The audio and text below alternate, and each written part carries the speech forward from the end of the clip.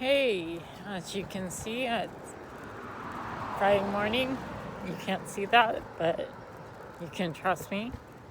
I'm going for a walk, and what you can see is that it's a beautiful June gloom day, which is my absolute favorite kind of weather phenomenon because it allows me to pretend like I live at the beach because it's cloudy and cool and fun.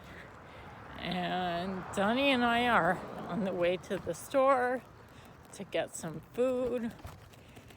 We had our protests in the city yesterday, and thankfully they were peaceful from as far as I know. I wasn't watching the news all day. And except there were like 10 minutes or so when it wasn't peaceful. There was a man, looked like an ex-military guy, super buff guy, in a really big truck with a flag with the blue stripe and an American flag and a Trump flag.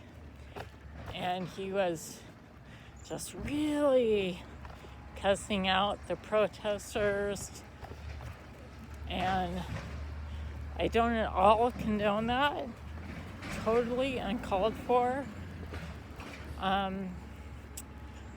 But everyone's talking about the anger and frustration over injustice, specifically against black people. But I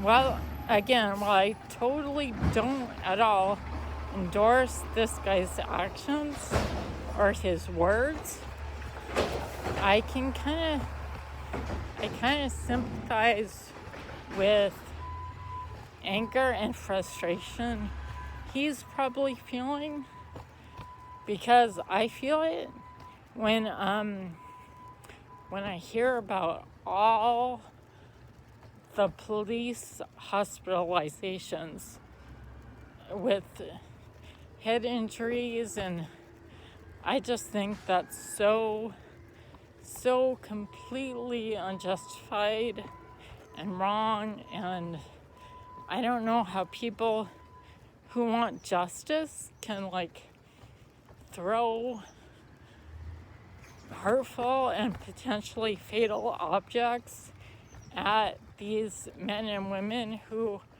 are there to serve and protect them and to keep the peace. And I realize that a small percentage of cops, a very small percentage, are bad and do some very, very bad, wrong, completely unjustifiable stuff. But the vast majority of cops are,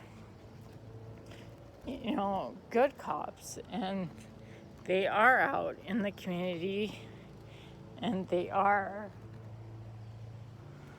serving and protecting. And so it is extremely frustrating and angering that